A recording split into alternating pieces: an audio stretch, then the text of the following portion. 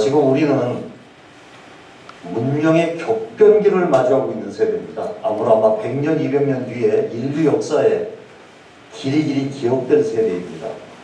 저희가 마주하고 있는 두 개의 큰 문제가 4차 산업혁명 그리고 코비드-19 극복입니다.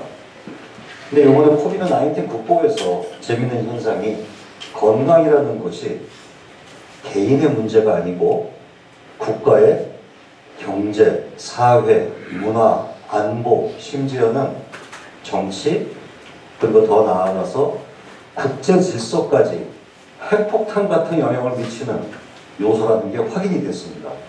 따라서 이제 글로벌 패권 경쟁에서 정치나 군사력만이 아니고 건강의 문제가 패권 경쟁의 한 요소로 돈이 들어오기 시작했습니다.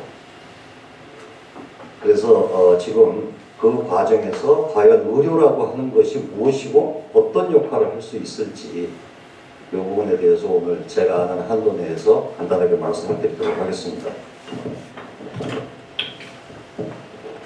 제가 그 28일 날 정년퇴직을 드디어 했습니다. 그래가지고 오늘 저 명예교수 명함을 처음 우리 대표님한테도 드리고 정년퇴직하고 첫 강연이기도 해서 아주 굉장히 뜻깊고 오래 기억에 남을 것 같습니다.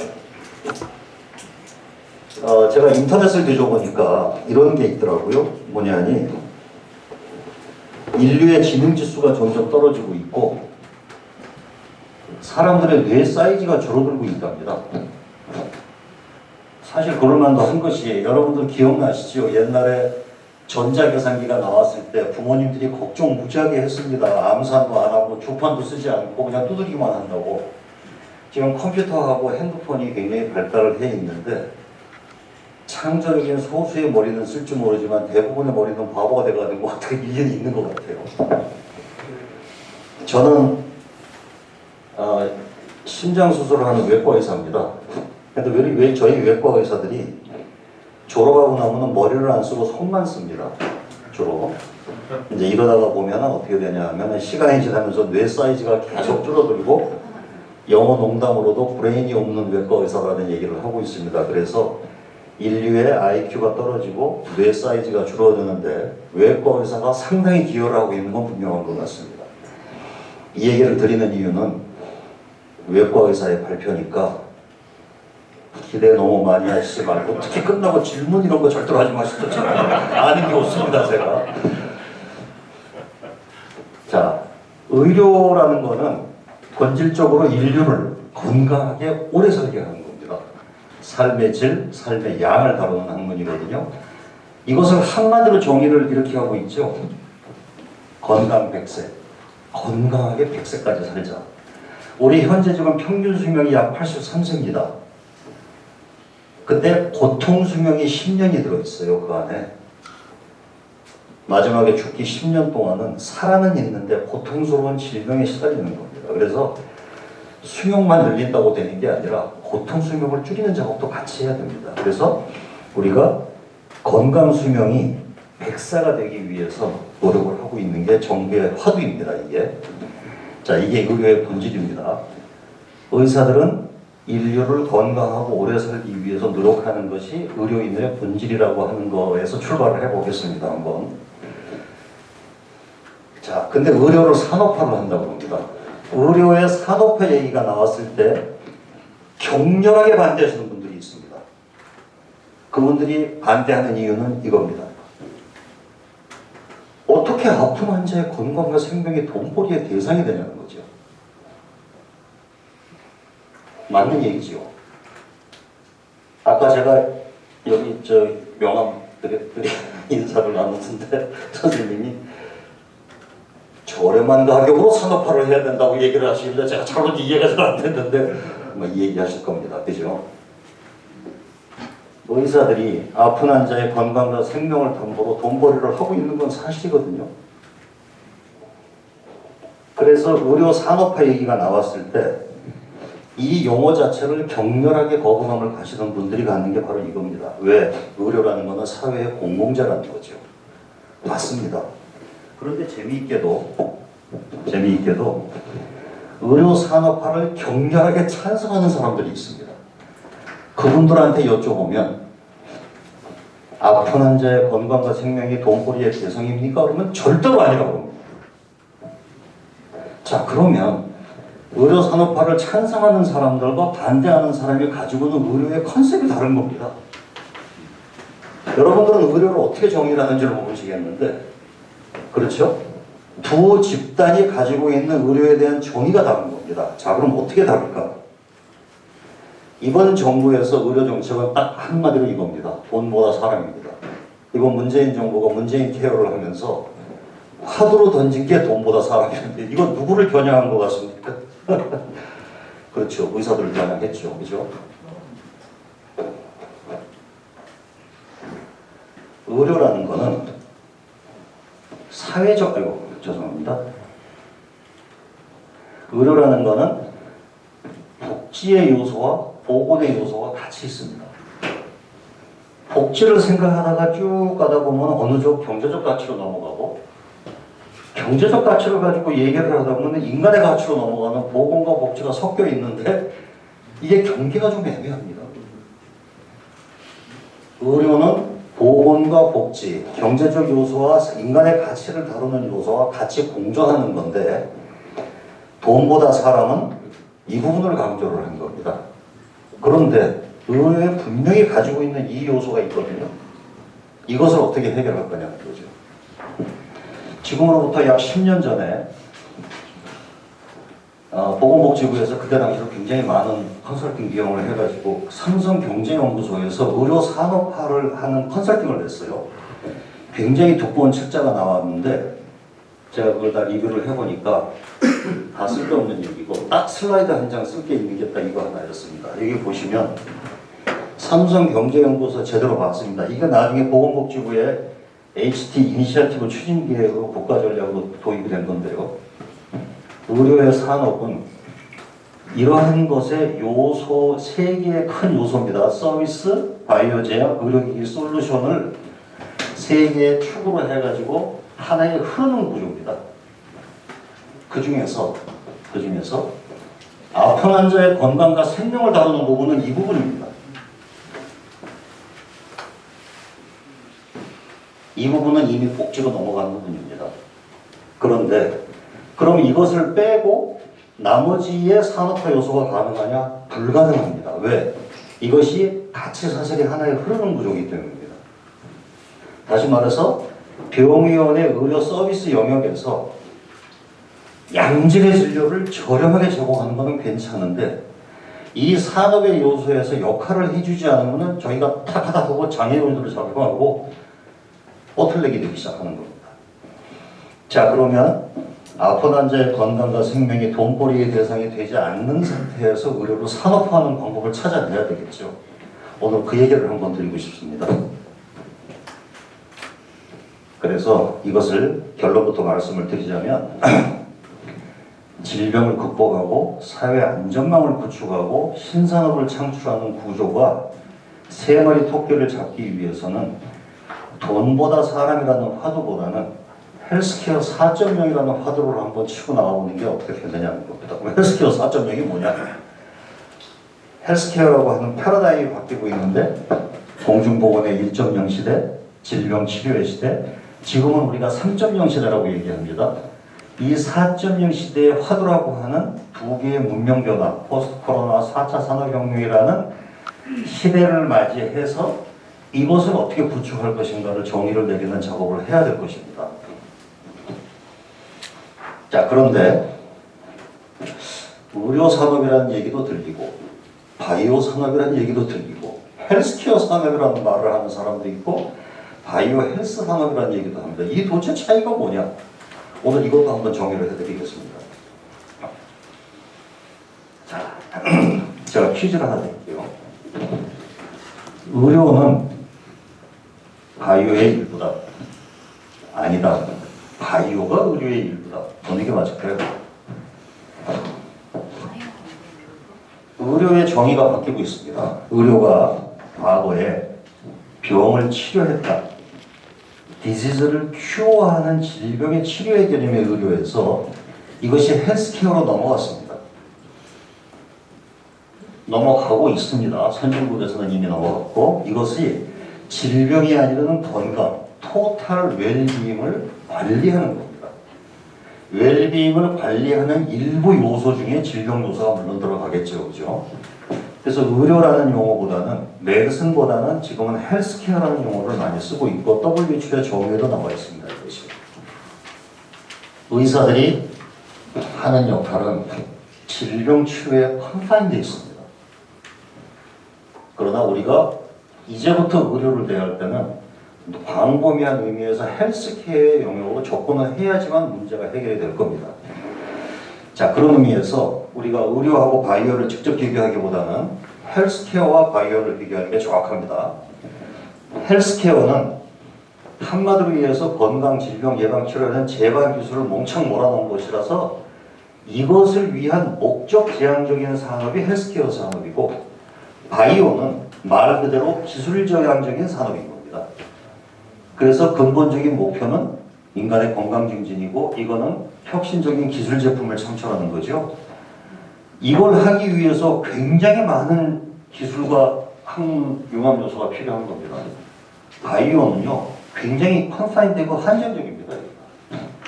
그리고 이것을 통해서 응용할 수 있는 범위는 굉장히 제한적이고, 바이오는 전 분야에 다 산업에 응용할 수 있는 핵심 기술인 겁니다. 자, 그래서 우리가 기술의 측면에 보면 바이오 기술은 뭐 전 분야에 다 적용이 되죠. 이 중에 일부를 빼가지고 인체에 적용을 하는 겁니다. 기술 지향적인 측면에서 봤을 때는 헬스케어는 바이오의 일부가 분명합니다. 그런데 인간의 건강을 위한다고 하는 헬스케어를 하고, 예를 들어서 여러분들이 중환자실, 응급실, 병실 이런 데를 가서 사람이 죽고 사는 현장을 가보시면 그 안에 들어가는 요소는 굉장히 다양한 것들이 다 들어갑니다.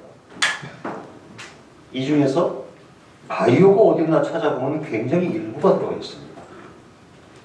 제가 아까 퀴즈 낸 거 다시 한번 질문 드릴게요. 어느 게 맞죠? 둘 다 맞습니다. 두 개의 산업은 레이어가 다른 산업입니다. 이걸 3차원 구조로 이해를 하시면 이해가 되실 거예요. 그래서 미국이나 일본 같은 경우는 그냥 의료 산업이라는 용어를 씁니다. 왜? 의료가 포괄적이기 때문에. 근데 한국에서는 의료 산업, 그러면 마치 모든 거를 의사가 하는 거 아니냐? 그리고 이거는 보건복지부 사업이냐 아니냐 하는 이런 문제 때문에 용어를 좀 순화를 시켰습니다. 어떻게 순화를 시켰냐 하면 바이오 헬스라는 용어로 순화를 시켰습니다. 그래서 바이오라는 기술 요소와 헬스케어라는 목적 요소를 합쳐서 바이오 헬스 산업이라고 부르기 시작을 한 겁니다. 이것이 지금 한국 경제를 미래를 성장 동력이라고 하는 빅3 중에 하나의 헬스케어 산업이 들어있는, 바이오 헬스 산업이 들어있는 이유이고, 그래서 아까 우리 대표님께서 말씀하셨지만 대한민국의 미래를 책임질 빅3에 DNA라고 하는 기술 요소가 포함이 되는 겁니다. 그래서 이것을 가지고 우리가 만들어낼 것이 소위 ESG 경제라고 하는 화두를 가지고 다들 고민을 하고 있는 겁니다. 그래서 이 요소를 이렇게 스코프를 전체적인 그림을 가지고 이해를 하시면 이 안에서 뭐 별 아이디어들이 많이 나올 겁니다. 그러나 이 안에 이 그림을 만들기 위한 그림이다라고 이해를 하시면 될 것 같고요. 2019년도에 문재인 대통령이 5성 천복단지를 가셔가지고 바이오 헬스 산업을 포스트 IT 시대를 대표할 제2의 반도체 사업으로 만들겠다고 국가 비전 선포식을 했습니다. 이거는 진영의 논리하고는 상관없는 겁니다. 시대적인 요구였었던 거죠. 그래서 이 이후에 전 부처가 합동을 해서 바이오헬스 산업화 추진자 전략을 만들어냈고, 이 전략을 통해서 구현하고자 하는 목표는 이런 겁니다. 시장 점유율, 그 다음에 주력 산업, 신규 일자리 창출, 경제적인 목표를 명확하게 세워놨습니다. 이것은 정권이 바뀌더라도 따라가야 될 문제라고 봅니다. 자, 그럼 오늘 바이오헬스 산업을 이제 의료 산업에서 이제 용어를 제가 바이오헬스 산업으로 넘기겠습니다. 바이오헬스 산업에 대해서 말씀을 드릴게요. 대한민국의 바이오헬스 산업의 정의를 보면 서비스, 아까 병의원 진료가 서비스라고 보시면 됩니다. 이거, 그다음에 바이오 제약, 의료기기 솔루션 해가지고 되게 이 정도 규모가 작년 정도의 수준이라고 보시면 됩니다. 그래서 꽤 상당히 크죠. 그런데 저희들이 가지고 있는 딜레마가 있습니다. 뭐냐 하면 소위 시장 점유율이라는 측면에서 봤을 때 2% 트랩을 넘어서지 못하고 있습니다. 대한민국이. 바이오스 산업이 정말로 국가의 먹거리가 되려면 반도체나 IT 산업처럼 글로벌 시장 점유율을 확보를 해야 되는데 2% 트랩에 걸려서 이걸 넘어서질 못하고 있습니다. 이걸 넘어서고 더 많은 시출과 시장 점유율을 확보해야 국가 먹거리 산업이 될 텐데 아직은 저걸 넘지를 못하고 있습니다. 대한민국은 전 세계에서 가장 많은 연구비를 투자하고 있는 나라입니다. 이런 국가 GDP 대비 옛날에 MB 대통령 때 577 전략의 그 5가 국가 GDP의 5%를 R&D 예산으로 투자하겠다는 거였었거든요. 거의 5%에 좀 달라가 있습니다. 그래서 국가 규모 대비 가장 많은 연구비를 전 세계에서 투자하고 있는 나라입니다. 나라가 작으니까 토탈 액수는 좀 작지 않겠냐고 보시는데 전 세계 4위입니다. 저희가 가진 게 지금 자원이 있습니까? 뭐가 있습니까? 사람밖에 없잖아요. 그러니까 R&D 투자가 엄청나게 하고 있고 전 세계가 대한민국에 이것 때문에 우리나라 연구자들하고 공동 연구를 하기 위해서 굉장히 접근을 해오고 있습니다. 지금 올해 보십시오. 이 정도죠. 지금 곧 40조 국가 R&D 총 투자액이 40조 시대로 곧 들어갑니다. 그 중에 대략 한 8에서 10% 사이가 바이오헬스 R&D가 돼 있고 이 2025년도까지는 약 5조 원에서 6조 원 규모로 늘리겠다는 겁니다. 미래 먹거리 사업을 위해서.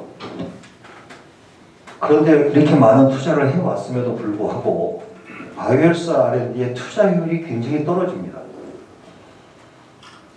이런 문제는 오래됐습니다. 도대체 예산을, 이거 옛날 얘기의 2조인데 지금 거의 한 3조 됐고요. 내년이면 4조로 넘어갑니다. 성과가 안 나온다. 자, 이 문제를 어떻게 해야 되냐는 거죠. 바이오 제약 사업이 굉장히 성장세가 굉장히 급격하게 올라가고 있고 한국제약바이오협회에서 이걸 굉장히 내세우고 있습니다. 그런데 국민들이 느끼는 체감 효과가 너무 떨어집니다. 요번에 코로나 사태 때 백신 한 번도 못 만들었습니다. 그러면 이건 뭘 가지고 커 있는 거냐는 거죠. 거의 카피아품이 됩니다. 의료기기 산업, 우리나라 의료기기 산업의 연평균 성장률 8%입니다. 세계 의료기기 시장의 연평균 4%밖에 안 됩니다. 이걸 보면서 사람들이 뭐라고 얘기하냐면 이렇게 세계의 2배 이상 성장하고 있는 의료기기 시장이 이렇게 크고 있기 때문에 의료기기 산업을 키워야 된다라고 얘기를 합니다. 틀린 말은 아닙니다. 근데 문제가 뭐냐면 우리나라 국산 의료기기의 국내 시장 점유율이 이 정도밖에 안 되는데 고부가 가치는 전부 외산이고 전부 이거는 중저위 기술만 깔고 앉아 있는 겁니다. 다시 말해서 시장이 크는 건 좋은데 국내 기업이 동반 성장을 해야 산업으로 키울 수가 있는 거지. 국내 시장이 동반 성장하지 않고 시장만 커진다는 거는 외국 의료기기에서 돈 벌어주는 시장 역할밖에 안 한다는 얘기입니다. 저는 의료기기를 오랫동안 전공을 해왔기 때문에 대한민국에서 국가 R&D의 투자 원칙은 원천기술 개발이라는 화두 속에 다 들어가 있습니다. 그래서 의료기기 개발 쪽을 보면 훌륭한 연구자, 요소 기술들 정말 훌륭한 많아요. 대한민국 사람들 똑똑한 데다가 외국에 가서 트레이닝 받고 석박사하고 이러고 오신 분들이 전 분야에서 굉장히 훌륭한 연구를 하고 있습니다. 문제는 뭐냐? 끝나고 조립을 하면 장난감 비행기가 된다는 거죠. 저도 그랬습니다. 저는 인공심장을 오래 했는데 제가 나랑 돈 수백억 받아가지고 인공심장 한 10몇 가지를 만들어가지고 전부 선반에 다 진열해놨어요. 논문 많이 나왔죠. 특허도 많이 나왔죠. 그러나 상용화된 게 하나도 없습니다.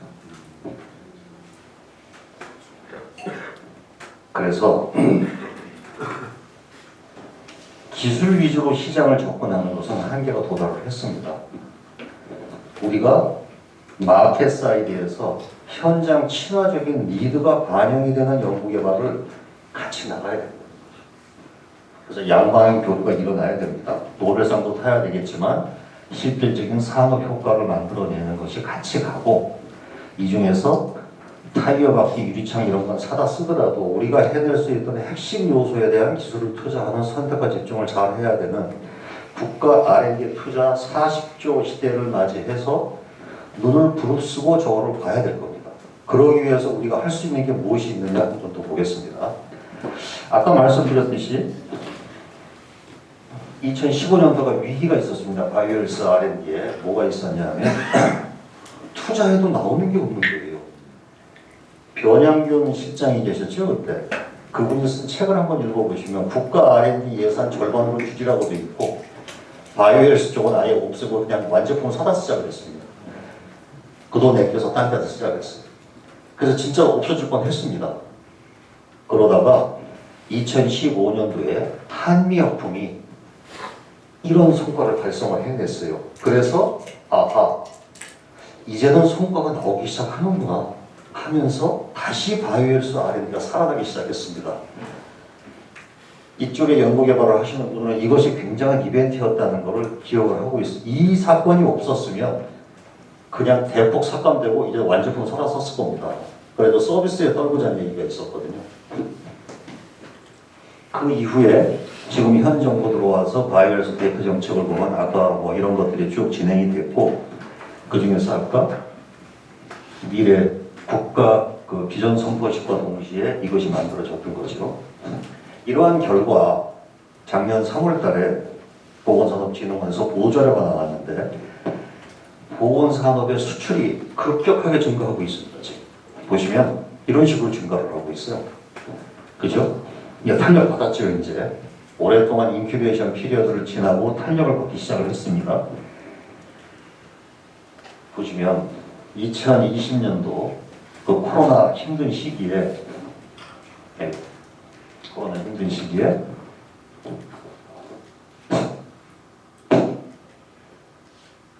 이게 왜 작동이 안 되죠? 보건산업만 다 감소하고 보건산업하고 반도체 두 개의 산업만 성장을 했죠. 굉장히 상징적입니다. 근데 보건산업의 성장률이 굉장히 높았죠. 그럼 무엇이 이걸 가지고 했느냐 하는 거는 되게 우리가 크게 의약품, 의료기기, 화장품 보통 이 얘기를 합니다. 이것의 성장률이 굉장히 좋았었습니다. 그런데 아직도 바이오헬스 산업이 반도체나 IT 산업들은 국가 먹거리 산업이 되기에는 아직 멀었습니다. 아직 멀었습니다. 그럼 무엇을 해야 될까? 바이오헬스 산업을 이해하실 때 꼭 알아두셔야 될 개념이 하나 있습니다. 뭐냐면 죽음의 계곡입니다. 이 죽음의 계곡은 어느 산업인지 다 존재를 합니다. 연구개발이 실제로 돈을 버는 단계까지 가는 동안에 죽음의 계곡이 있거든요. 그런데 다른 산업과 달리 바이오헬스 산업에서의 죽음의 계곡은 굉장히 크고 넓습니다. 우리가 연구개발 단계의 아이디어가 시제품을 거치고 실용화 상품화를 해서 사업화, 산업까지 갈 때까지 세 개의 장벽이 있다고 그러거든요. 첫 번째가 악마의 강입니다. 연구자들이 연구비를 따야 여기까지 오거든요. 그러면 시제품 잘 만들었는데 실제로 시장에 팔아먹을 제품 만들려면 죽음의 계곡을 거쳐야 되는데 바이오헬스 산업이 이게 없습니다. 핸드폰 시제품에서 바로 나옵니다. 왜냐하면 시장이 결정하면 되니까. 그죠? 그 다음에 자 시장에 간신히 살아나왔더니 다윈의 바다를 거쳐서 돈을 버는 데까지 가야 되고 기업이 돈을 벌어야 국가 산업이 될 거 아닙니까? 이 경쟁 구조를 지나가야 됩니다. 이 중에 이 부분이 바이오헬스 산업의 특징을 짓는 사업이고 여기에 대해서 2008년도에 네이처라고 하는 국제 잡지의 표지에 나왔던 사진입니다. 이게 표지 논문이에요. 뭐냐 하면 연구자들이 열심히 뭔가 벤치에서 뭘 만들어냈는데 배드사이드에서 열심히 죽어가는 환자를 기다리는 의료진한테 오지를 못하고 있다는 거예요. 이 안에 대표적인 게 있죠. 뭐냐 하면 식약처. 그다음에 신의료기술 평가하는 네카, 그다음에 보험 등재가 돼야 팔아먹죠. 심평원. 이 세 개의 대표적인 규제의 골짜기가 있습니다. 훌륭한 프로토타입을 만들어 놓고 저도 인공심장을 정말 세계에서 최고로 잘 만들었는데 이걸 가지고 못하더라고요. 그래서 제가 산업을 들여다보기 시작한 겁니다. 그때 이렇게 훌륭한 기술로 그때 당시에 우리나라에서 만든 기술자가 우리나라 의료진하고 힘을 합쳐가지고 우리 만든 인공심장을 전 세계에서 4번째로 만들었고 동물 실험 성적이 굉장히 좋았는데 제품화가 안 되는 거지. 왜 안 되지? 하고 들여다보기 시작했던 거예요. 이게 바로 그 유명한 죽음의 계곡이라는 건데 여기 보시면 이 죽음의 계곡을 넘어서기 위해서 정부에서 하는 대표적인 사업이 3가지가 있습니다. 하나는 연구중심병원, 본부처 연구개발사업단, 그 다음에 3번째가 바이오헬스 클러스터 전략이 있습니다. 우리나라는 천복단지라고 그러죠. 오송하고 대구에 하나씩 있는 거. 이게 소프트웨어 사업이 우리 하드웨어 사업입니다. 연구중심병원 사업 국가 프로젝트를 제가 민간위원장으로 기획을 했고 이것을 이사장을 했습니다. 그래서 제가 죽음의 계획을 잘 이해하고 있는 사람 중에 하나입니다. 연구중심이라는 것은 병원은 환자 진료만 가고 있는 병원이 아까 보셨죠? 의료산업의 구조 중에 흐름 속에 병의원이 존재한다는 거죠. 거기서 연구개발 속에 관여를 하지 않으면 그게 다 걸려버립니다. 거기서. 완전히 거의 포틀렉으로 존재하는 거예요. 그래서 병원이 환자 진료는 하는데 연구 쪽으로 다가와 달라는 거죠. 그래서 대학이나 이런 대학이나 기업 연구소에서 원천 벤치까지 온 거를 배드사이드로 올려가고 있는 이 구조에서 이 개방형 오픈 플랫폼을 병원이 역할을 해달라는 거예요. 그래서 우리가 지금 보시면은 지금 병원은 아까도 말씀드렸지만 환자 진료는 이미 복지로 넘어갔습니다. 그건 다시 안 돌아갑니다. 걱정 안 하셔도 됩니다. 양질의 세계 최고 수준의 치료의학의 양질의 진료를 정말로 저렴한 비용으로 국민들한테 델리버리하고 있습니다. 지금 그거는 여러분들도 동의를 하실 거고 의사하고 간호사들만 조금 참아주면 대한민국은 세계에서 최고의 의료 시스템을 가지고 있습니다. 잘 참고 있고요. 그래서 병원의 관점에서 봤을 때 진료 중심 병원으로 끌고 가는 것은 이미 성장 동력의 한계가 왔습니다. 병원 관점입니다. 이것을 연구 개발이라는 요소에 관여를 해서 소위 말하는 한계 비용을 끌어올리고 발전 동력을 유지를 하면서 이것은 근본적으로 병원의 경쟁력, 다시 말해서 돈은 여기서 벌고 양질의 진료와 고급 양질의 진료와 저렴한 의료 서비스를 여기서 하는 구조를 만들어내요. 지금 대학병원이 가지고 있는 위기감이 상당합니다. 이제는 의사들이 특히 대학 교수들이 환자복을 가운을 입고 진료실에서 머물러 앉아 있으면서 환자 주머니에 돈만 빼는 직업 해가지고는 안 된다는 걸 다 알고 있습니다. 다른 데서 뭔가를 만들어내야 됩니다. 그다음에 본부처 개발 사업단은 대표적으로 2개의 사업단이 만들어져 있습니다. 하나는 의료기기 개발 본부처 사업단, 하나는 시작 개발 사업단이 만들어져 있습니다. 그래서 이 사업단은 하는 일은 하나의 선형적인 생태계가 아니라 언제든지 들어오고 나갈 수 있는 개방형 루트를 만들겠다는 목표를 가지고 2개의 사업단이 만들어져 있는데 여기서 우리가 좀 하나 좀 신경 써야 될 게 뭐냐면요. 생태계 구축이라는 말씀들 많이 하시거든요. 특히 바이오헬스 산업은 저 얘기 되게 많이 씁니다. 그런데 생태계에 대한 컨셉을 잘못 가지고 계시는 것 같아요. 다시 말해서 산업에서 생태계가 구축이 되면 그 산업 안에 들어있는 모든 구성 요소가 따뜻하게 살아남는 구조로 착각을 하시는 분들이 많이 있습니다. 생태계라는 것은 먹이사슬 구조죠. 적자 생존의 먹이사슬 구조입니다. 다만 승자독식 구조를 피하게 만들고 선순환의 생태계 평형을 유지하게 해줘야 되지 기본적으로는 먹이사슬입니다. 그런데 우리나라의 제약회사, 우리나라의 의료기기 기업들은 영세 중소 아니면 중소 중견입니다. 근데 그것을 다 살리겠다고 그러면서 생태계 구축을 한다고 설명이 안 됩니다. 그거는 생태계 사업이 아니라 인큐베이팅 사업입니다. 그래서 이런 개념을 잘 좀 보시고 관리 감독을 잘 해주셔야 됩니다. 또 하나는 전 세계의 바이오 헬스 선도 국가는 미국과 소유럽입니다. 전 세계에 그리고 그 틈바구니를 삐지고 좀 해보려고 하는 게 일본이라고 보시면 되는데 전 세계의 바이오 헬스 산업을 선도하는 나라들이 공통적으로 가지고 있는 게 클러스터입니다. 왜? 아까도 얘기했지만 워낙에 다양한 요소가 융복합을 해야 되기 때문에 직접 구조가 필요합니다. 그래서 어느 나라든지 이렇게 바이오헬스 클러스터 전략을 쓰게 돼 있고 대표적인 글로벌 클러스터들이 이런 겁니다. 그중에 이제 한국도 있고요. 대한민국도 그럼 어떻게 되어 있느냐? 대한민국의 클러스터, 바이오헬스 클러스터가 여러분들 송도, 판교, 홍농, 원주, 오송, 대구, 대덕 이렇게 있는 거 알고 계시죠? 의미 용도가 조금씩은 다릅니다. 그런데 여기 잘 보시면 어디가 비어있는 데가 한 군데 있죠. 서남권이 비어있습니다. 그러면 예를 들어서 오송 천복단지, 대구 천복단지가 대표적인 국가 바이오헬스 클러스터인데요. 오송과 대구를 지금보다 2배로 키워주면 이쪽이나 강원 지역에 있는 연구자나 기업이 여기 와서 혜택을 볼 것 같습니까? 그렇지 않습니다. 클러스터에 대한 이해를 하시면 저런 식으로 어느 한 군데다 몰아넣는다고 해결이 안 되는 겁니다. 이 지역은 이 지역대로 예를 들어 새만금 지역이라든가 광주 말고 뭐죠? 옆에 화순 지역 이런 데는 나름대로의 어떤 이렇게 대규모 천복단지는 아니더라도 거기에 특화된 기업과 연구 주체들이 존재한다는 거죠.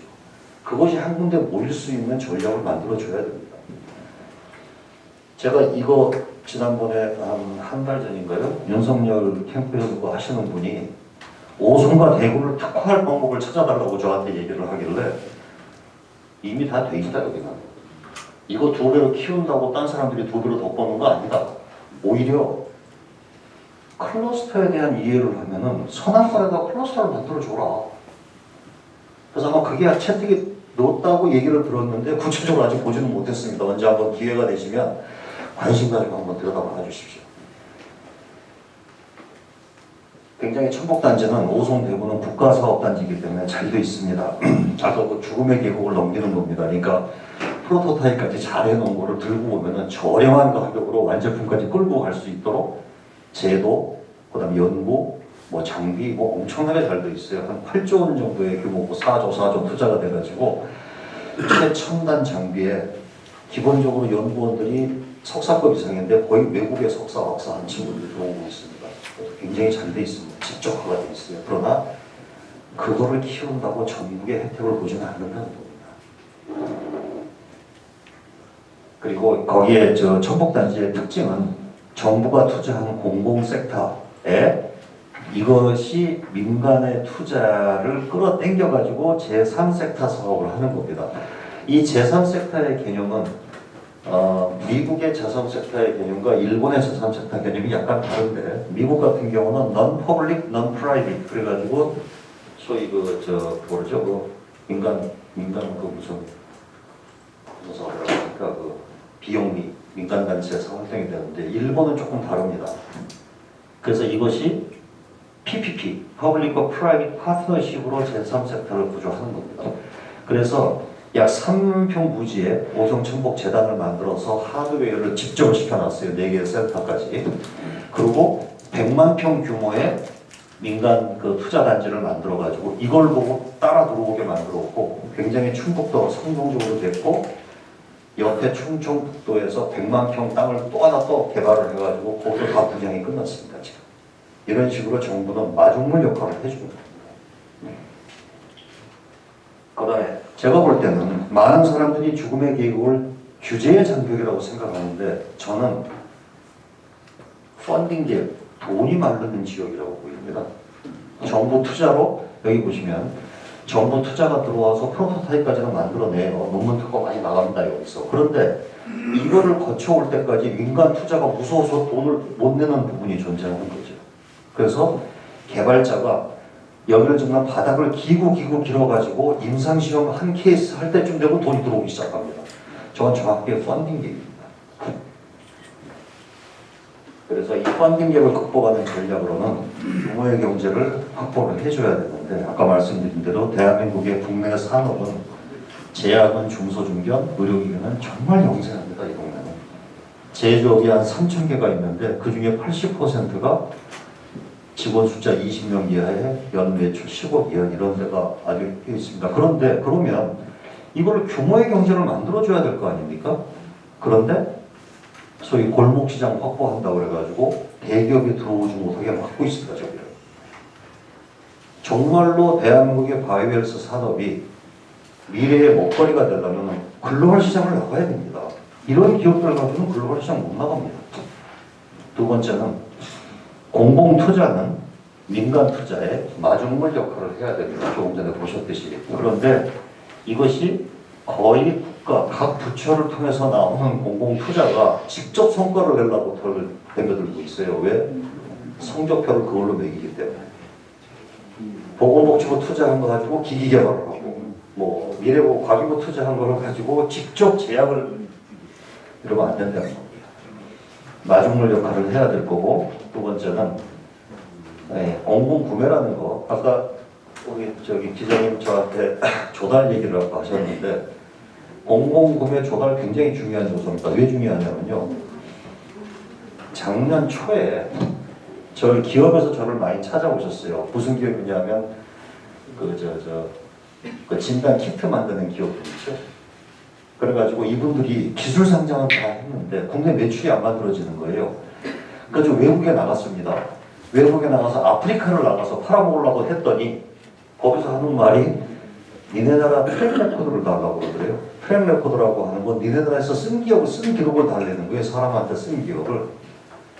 근데 기술 상장을 해가지고 쓴 기록이 없는 거야. 아무도 구매를 안 해주는 거예요. 그래서 그때 제가 공공조달이라는 개념을 처음 이해를 했습니다. 그래서 공공구매를 통해서 바이 코리아 정책을 쓰고, 그리고 바이 차이나 정책들 많이 쓰잖아요. 그죠?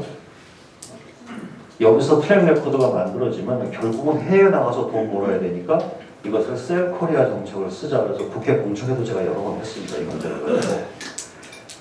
그 다음에 이 제약이 됐던 의료기기가 됐던 우리나라 그 과학자들이 가지고 있는 조금 끝까지 가려고 해요. 100원짜리를 잘 만들어서 200원에 팔아가지고 이렇게씩 팔아먹는 시장, 그건 제조업 시장입니다. 바이오헬스 산업은 제조업 시장으로 접근하면 안 된다는 겁니다.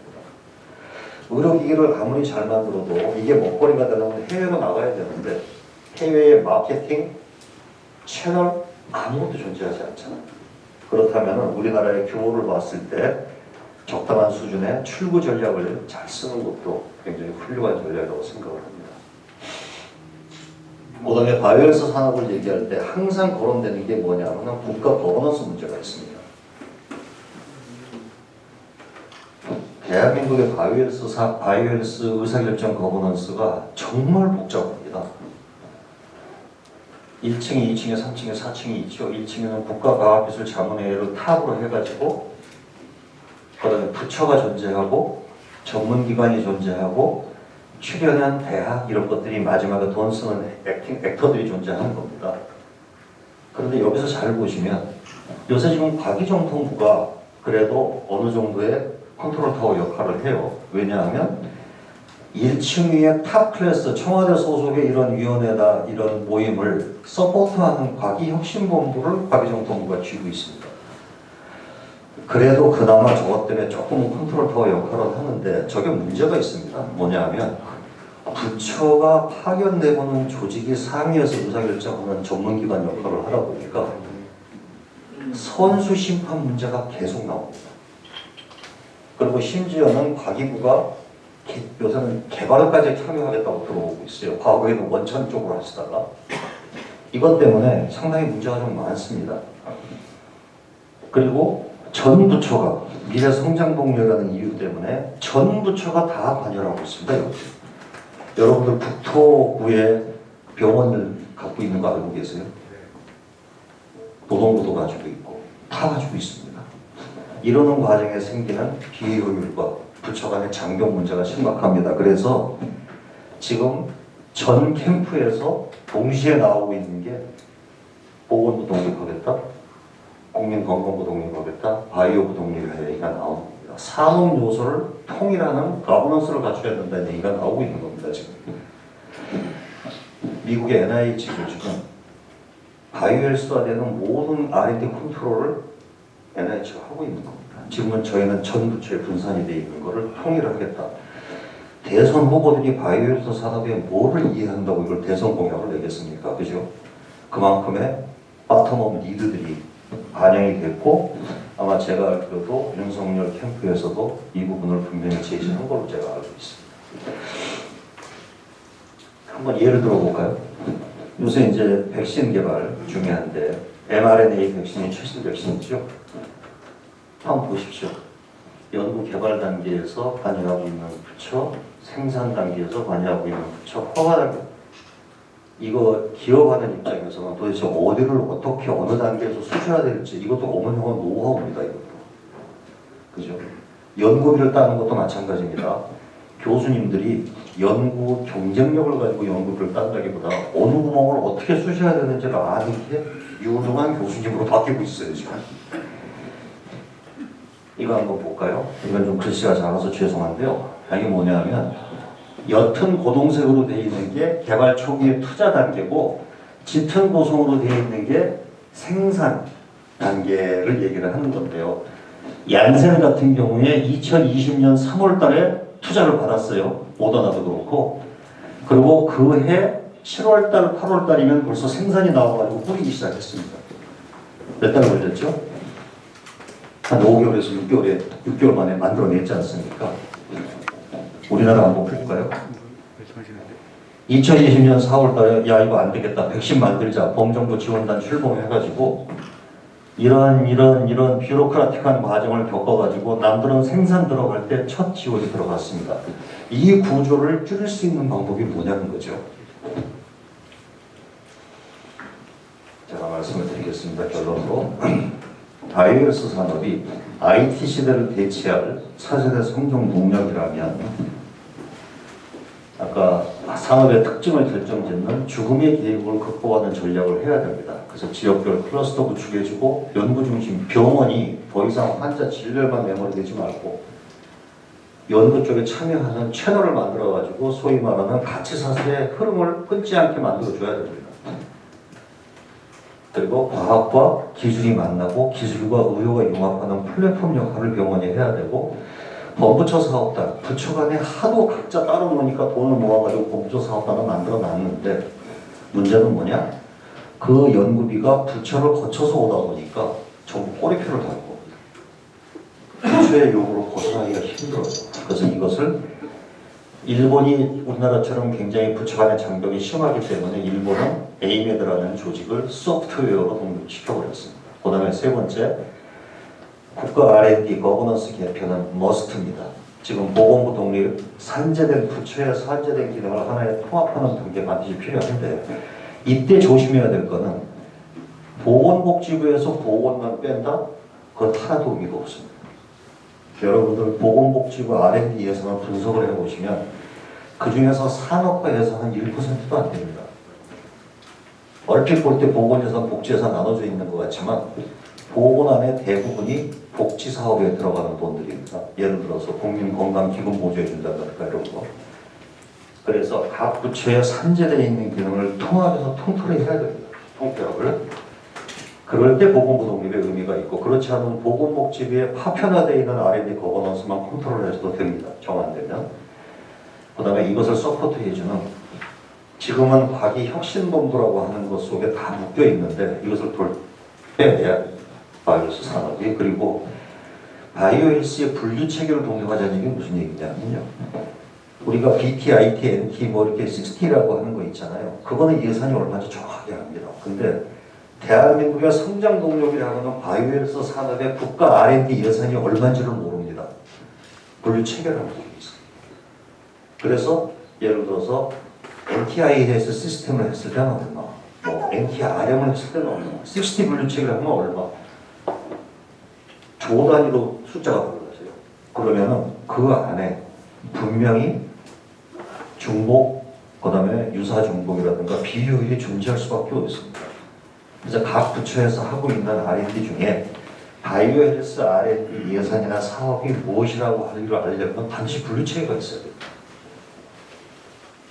마지막으로 알파 H라는 걸 도입을 하자고 제가 얘기를 했고 아마 언론에도 많이 보도가 된 것 같은데 알파 H는 여러분들 그 미국 국방성의 다르파 사업이라고 혹시 들어보셨는가 모르겠습니다. 디펜스가 들어가 있는 건데요. 그 스푸트니크 1호 그 쇼크 이후에 출발이 됐죠. 그래서 그 다르파 사업에서 여러분들 mRNA 백신 개발을 최초로 필요할 거다 생각을 하고 초기에 투자한 게 다르파 사업이었습니다. 그때 모더나라는 회사가 세 사람이 창업한 회사에 이것이 미래가 될 거라고 투자한 게 지금 그 모더나 mRNA 백신이 된 거죠. 그래서 옛날에 그 얼마 전에 오바마 대통령이 미래 의료가는 정밀 의료가 될 것이다. 프레시전 메디신이라는 거 화두를 던져고 전 세계가 지금 그거 따라가고 있잖아요. 오바마 대통령 밑에서 부통령을 했던 바이든이 후보 시절부터 알파 H를 하겠다고 했어요. 달파 사업 중에서 헬스케어만 띄어내가지고 또 하겠다는 거죠. 그리고 대통령이 되고 나서 이 조직을 만들어 달라고 의회에다가 65억 불의 예산 신청까지 돼 있는 겁니다.